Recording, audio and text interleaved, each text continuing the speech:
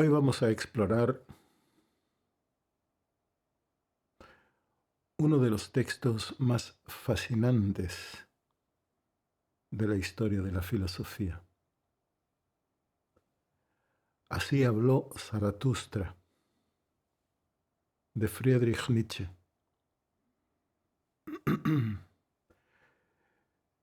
Esta obra no es un tratado filosófico convencional. Es un híbrido entre filosofía y literatura que busca desafiar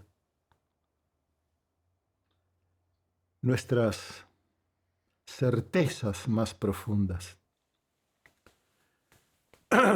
Nietzsche no escribió este libro para que lo leyéramos como un manual, sino para que lo viviéramos.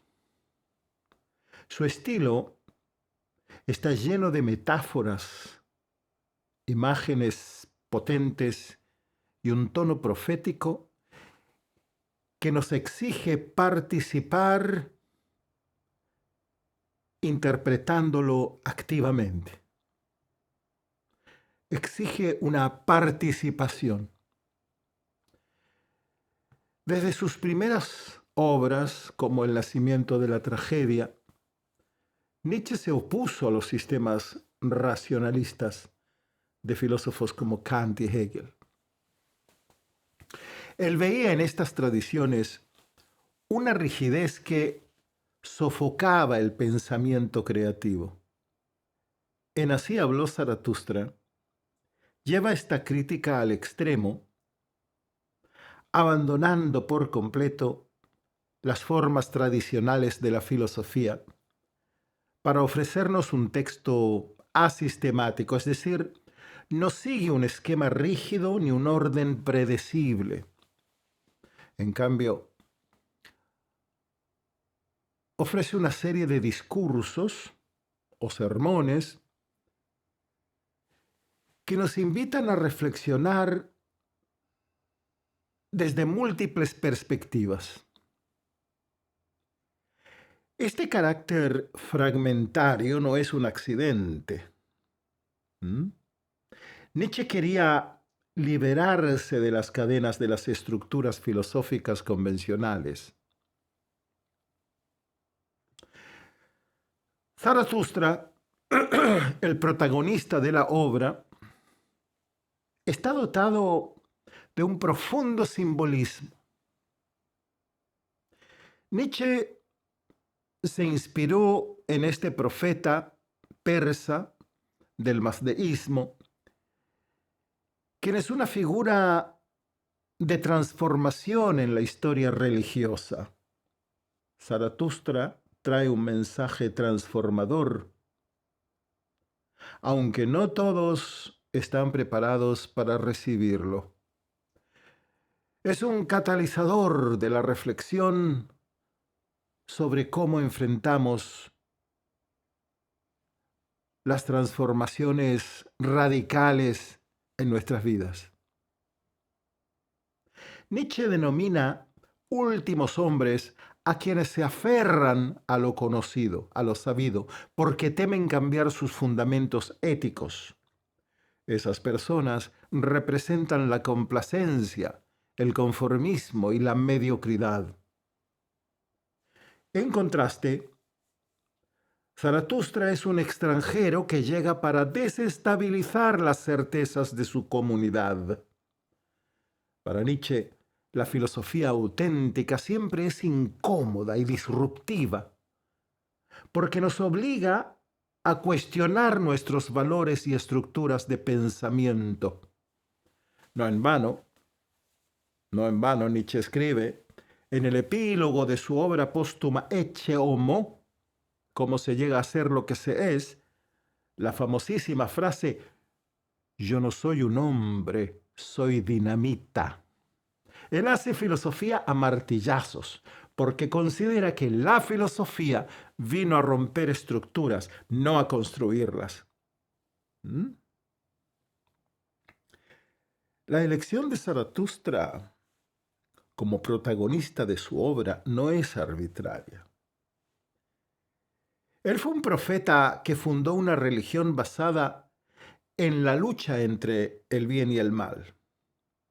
Nietzsche retoma esta figura histórica para superarla, para mostrar que debemos trascender esas dualidades. En el texto, Zaratustra desciende de las montañas tras años de contemplación, no para imponer una verdad absoluta, sino para compartir una visión que otros puedan reinterpretar y hacer suya. Este descenso simboliza la conexión entre las alturas del pensamiento filosófico y las profundidades de la vida cotidiana.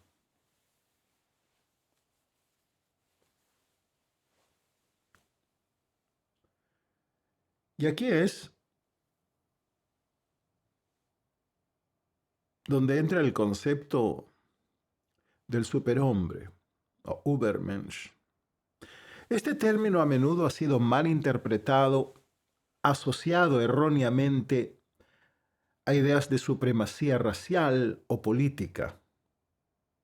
Pero el superhombre es solo una metáfora para expresar la capacidad de trascender los valores tradicionales que nos limitan.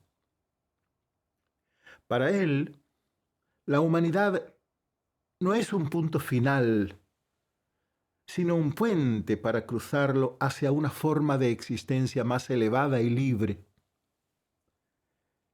El ideal del superhombre no representa un ser físicamente superior, sino alguien que ha logrado liberarse de las cadenas de la moral tradicional. El superhombre crea sus principios y valores y afirma la vida en todas sus facetas, aceptando tanto el sufrimiento como la alegría. Es una figura que nos invita a superar las dualidades de bien y mal que han dominado durante siglos el pensamiento occidental. Sin embargo, debemos aclarar que el superhombre no es un modelo para seguir en el sentido convencional. Nietzsche no dice, aquí está el superhombre, intenten ser como él o traten de imitarlo. Más bien simboliza una posibilidad, una invitación abierta a la transformación, la superación y la creatividad. En lugar de imponerse como un ideal, nos llama a explorar lo que podemos llegar a ser. En lugar de ser un modelo para imitar, señala el potencial humano. El superhombre no es un ideal fijo ni un modelo único al que todos debemos aspirar. Él nace cuando dejamos atrás la moralidad impuesta desde afuera, desde el exterior, y las dualidades simplistas como el bien y el mal, la verdad y la mentira. Nietzsche describe este proceso como una transmutación de los valores, porque cuando cuestionamos nuestras creencias, nacen nuevos valores que responden a nuestra realidad. Un elemento fascinante en esta obra son las tres transformaciones del espíritu o de la conciencia que Nietzsche presenta a través de Zaratustra. Estas imágenes, el camello, el león y el niño, simbolizan etapas en el camino hacia la creación de nuevos valores. El camello representa la carga de los valores tradicionales y la obediencia a las normas impuestas por la cultura, la sociedad y la religión. El camello es la conciencia de esclavo que vive arrodillado, deseando ser cargado. El camello sigue la ética de Kant, que carga al hombre con una responsabilidad insoportable con su tú debes. Al rebelarse, el camello se transforma en león. ¿Mm? El león es la fuerza y la afirmación de la propia voluntad. La voluntad de poder. Este destruye los valores heredados y rechaza las cadenas del pasado. El león es la voluntad de poder, la famosa voluntad de poder de Friedrich Nietzsche. Sin embargo, el león no puede crear.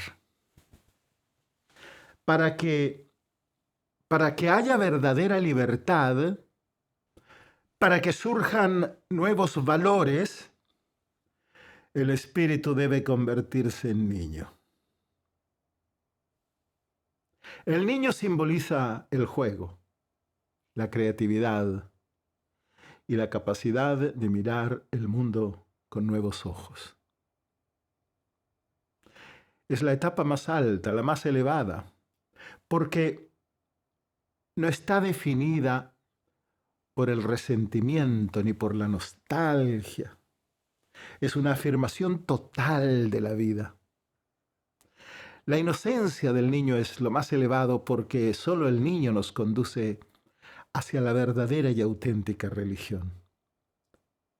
Leemos en Así habló Zaratustra: todavía no eres libre, todavía buscas la libertad. Tu búsqueda te ha vuelto insomne y te ha desvelado demasiado. Quieres subir a la altura libre, tu alma tiene sed de estrellas, pero también tus malos instintos tienen sed de libertad. Tus perros salvajes quieren libertad, ladran de placer en su cueva cuando tu espíritu se propone abrir todas las prisiones. Para mí eres todavía un prisionero que se imagina la libertad. ¡Ay! El alma de tales prisioneros se torna inteligente, pero también astuta y mala. El liberado del espíritu tiene que purificarse todavía. Muchos restos de cárcel y de moho quedan aún en él. Su ojo tiene que volverse todavía puro. ¿Mm? La voluntad, en su capacidad para liberarse, enfrenta a un límite intrínseco: la imposibilidad de borrar el pasado. Aunque la voluntad de poder eleva al ser humano y lo libera de las condiciones de opresión y oscuridad que lo encadenaban, esta liberación no anula las marcas profundas que la memoria de esos días de servidumbre y esclavitud dejan en su ser. Esas reminiscencias, como cicatrices invisibles, permanecen ocultas en las capas más profundas de la existencia, ejerciendo una influencia sutil pero persistente que la voluntad no puede erradicar completamente. El pasado, en su carácter irrevocable, se convierte en un obstáculo ineludible para la acción de la voluntad. Lo que ha ocurrido se solidifica en el tiempo como una realidad inmutable que escapa al alcance del poder humano. Ningún esfuerzo, por audaz o grandioso que sea, tiene la capacidad de alterar lo que ya fue. En este sentido, la voluntad, aunque poderosa y transformadora, se ve limitada en su enfrentamiento con el carácter absoluto del pasado. Este hecho subraya una paradoja esencial. La voluntad, que aspira a la libertad absoluta, se encuentra inevitablemente condicionada por aquello que la precede y que a pesar de su aspiración hacia el porvenir no puede deshacer. Sin embargo, existe una vía en la que el peso del pasado pierde su fuerza y desaparece, la inocencia que se manifiesta en la figura del niño. En ese estado primigenio, el ser humano está libre de las ataduras que la memoria del pasado impone. ¿Mm? El niño simboliza una existencia desprovista de juicio y por lo tanto sin la carga de interpretaciones retrospectivas que perpetúan la esclavitud del recuerdo.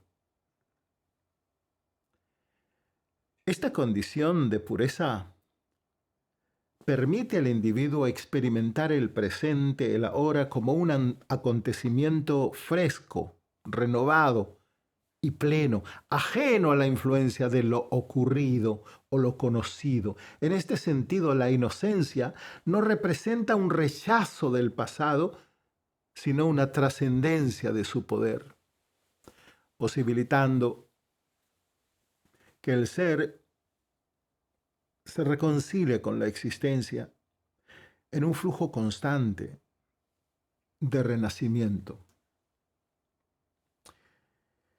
Así, el contraste entre la voluntad y la inocencia resalta dos dimensiones esenciales de la experiencia humana.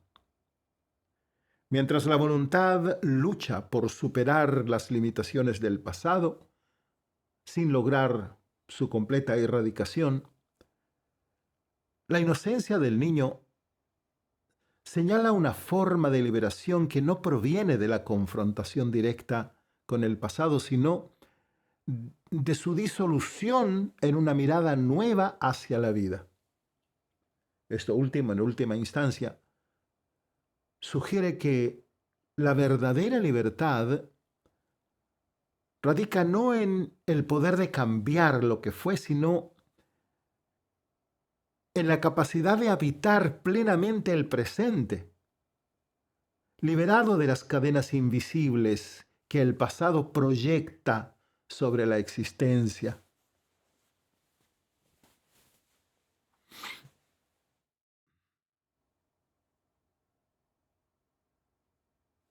Pasamos ahora a otro concepto clave en esta obra: la muerte de Dios. Una idea que Nietzsche había desarrollado previamente en la Gaia Ciencia. Cuando Nietzsche dice que Dios ha muerto, no solo está señalando la negación de un ser supremo, sino la desintegración de los valores que han sostenido nuestra cultura durante siglos. La muerte de Dios es una metáfora para describir cómo los fundamentos éticos y metafísicos que daban sentido a la existencia humana han perdido su poder.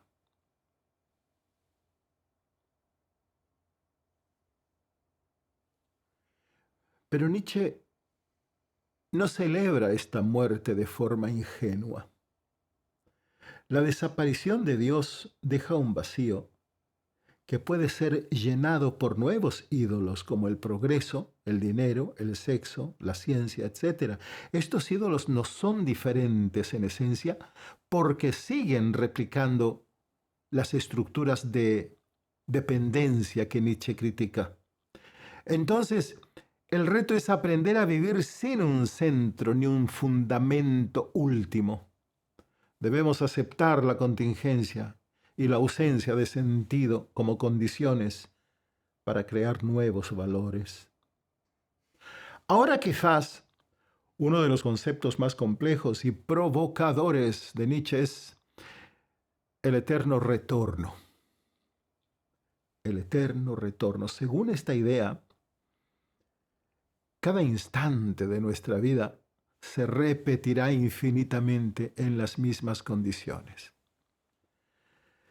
Más que una teoría científica sobre el tiempo, esta es una herramienta ética Nietzsche nos plantea una pregunta fundamental. ¿Podríamos aceptar vivir nuestra vida exactamente como es una y otra vez sin cambios?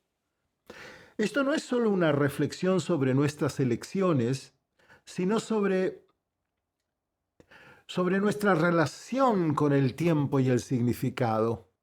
El eterno retorno nos invita a afirmar la vida en toda su complejidad, sin buscar consuelo en promesas de trascendencia. Cada momento, cada experiencia, cada decisión cobra un peso inmenso cuando asumimos que lo viviremos eternamente. Nietzsche no nos da respuestas fáciles. Nos desafía a enfrentar nuestra existencia con valentía. Imaginen por un momento que todos los acontecimientos de su vida, desde los más sublimes hasta los más dolorosos, se repiten una y otra vez en un ciclo infinito. ¿Cómo reaccionarían? Para Nietzsche esta idea no es un castigo, sino una prueba de afirmación de la vida. Aceptar el eterno retorno significa amar cada instante de la existencia con tal intensidad que estaríamos dispuestos a vivirlo infinitamente sin arrepentimiento ni alteraciones. Vivir cada instante de nuestra vida tan intensamente que podríamos permanecer en dicho instante eternamente sin problema alguno. Es reconocer en este instante la perfección de la vida. El eterno retorno no es un juego abstracto, es más bien una invitación a imaginar que todo lo que hacemos, sentimos y pensamos podría repetirse indefinidamente. Es un desafío a darle al presente un peso real, a vivir cada instante como si fuera definitivo. Con esto el tiempo deja de ser solo un trayecto lineal hacia el futuro y se convierte en un círculo que exige un compromiso absoluto con lo que somos y hacemos. Cada elección bajo esta perspectiva adquiere un significado irrepetible. Dentro de esta visión, Nietzsche introduce el amor fati o amor al destino. No es resignación ni mucho menos aceptación pasiva. Es una afirmación activa, una invitación a abrazar todo lo que ocurre con sus luces y sombras. Este amor no glorifica el dolor, ni idealiza la adversidad, pero nos enseña a transformarlos en oportunidades de crecimiento y renovación. Cada caída, según Nietzsche, puede ser un renacimiento. Cada sombra puede recordarnos la luz que siempre llevamos con nosotros. El amor al destino es la máxima expresión de la voluntad de poder. La máxima expresión de la voluntad de poder.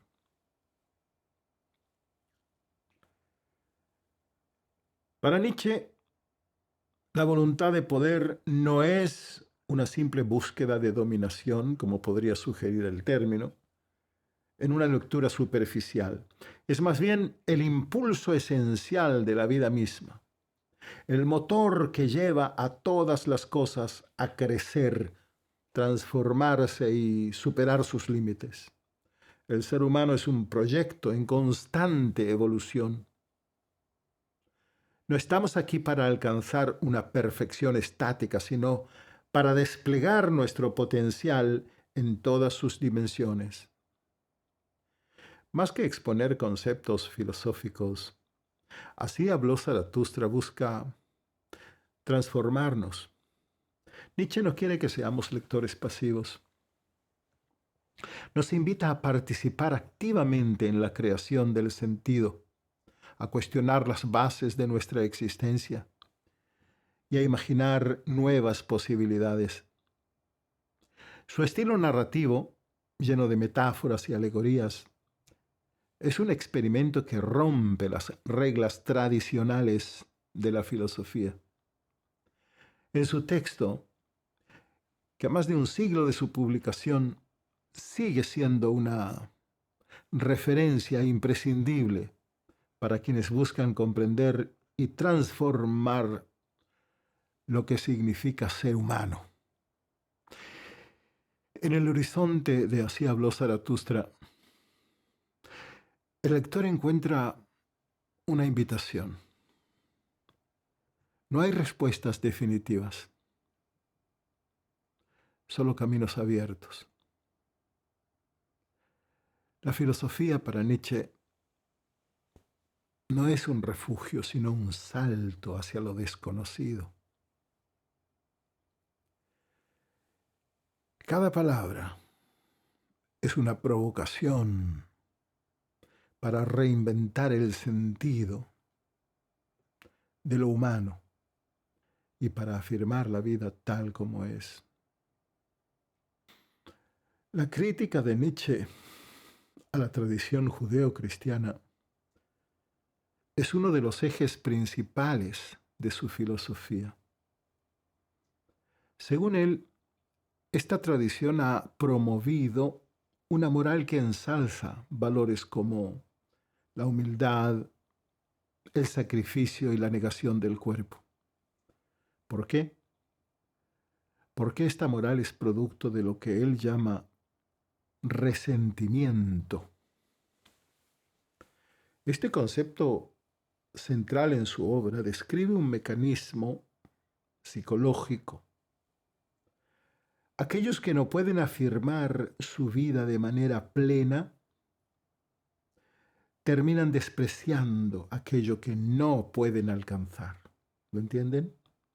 Transforman la debilidad en virtud y el sufrimiento en un ideal. Así, en lugar de celebrar la vitalidad y la creatividad, esta moral convierte la negación de la vida en un consuelo para las dificultades de la existencia. Como Nietzsche mismo lo expresó en uno de sus aforismos, lo que no me mata me hace más fuerte.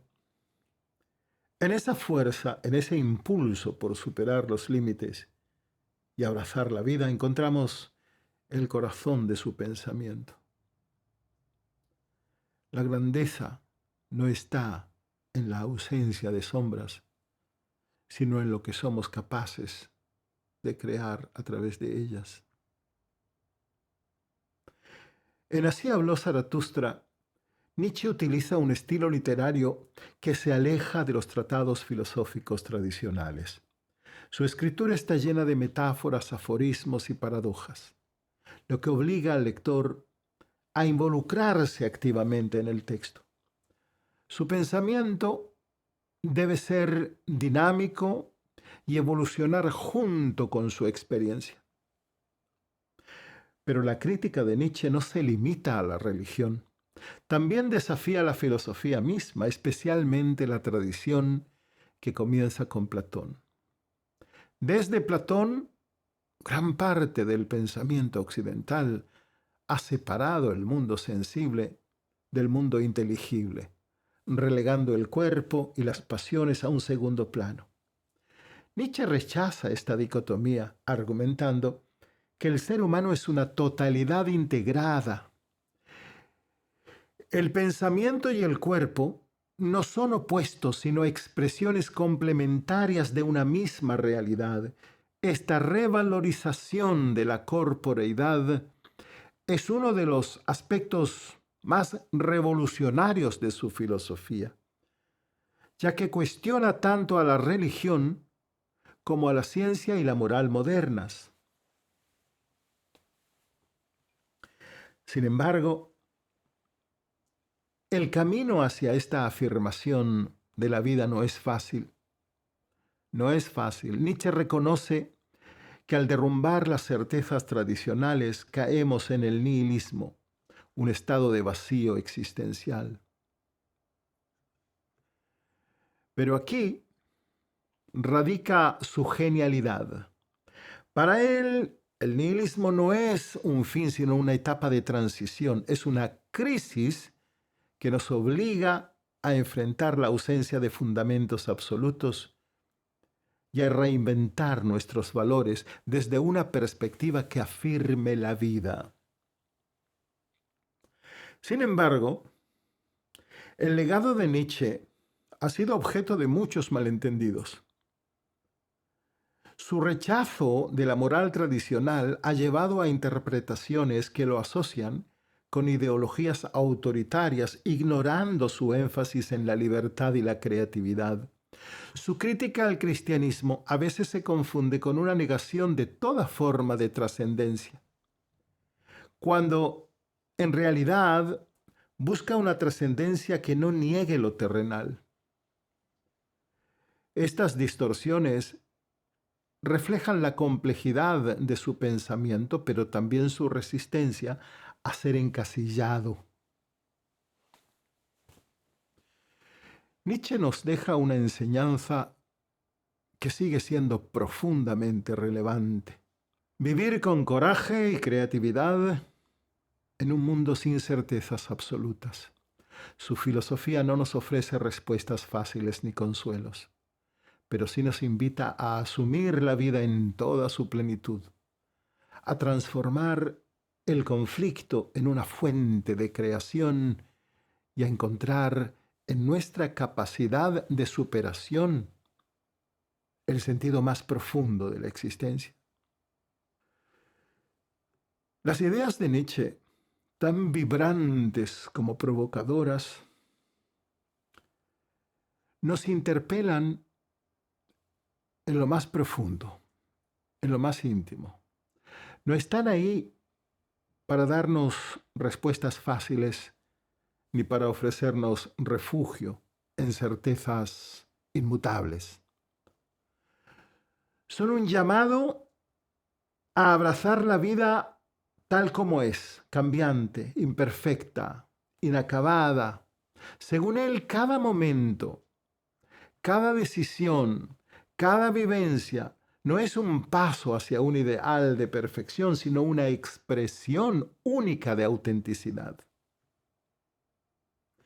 Es en esa autenticidad, en esa aceptación de lo incompleto, donde radica el poder transformador de nuestra existencia.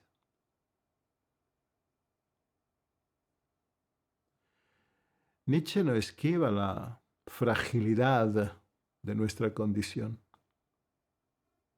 De hecho, la pone en el centro de su pensamiento. Para él, afirmar la vida implica atravesar sus sombras, confrontar su caos y mirar de frente al vacío. Pero esa confrontación no es motivo de derrota. Es la fuente de una creatividad que brota precisamente de la vulnerabilidad. Su propuesta nos impulsa a convertir ese reconocimiento en fuerza, en algo auténticamente nuestro, fruto del enfrentamiento con la incertidumbre de la existencia. Cuando una filosofía nos cierra, se convierte en un dogma. Y ese dogma da nacimiento a una ideología. En la filosofía, todo saber es provisorio. Y Nietzsche era muy consciente de eso.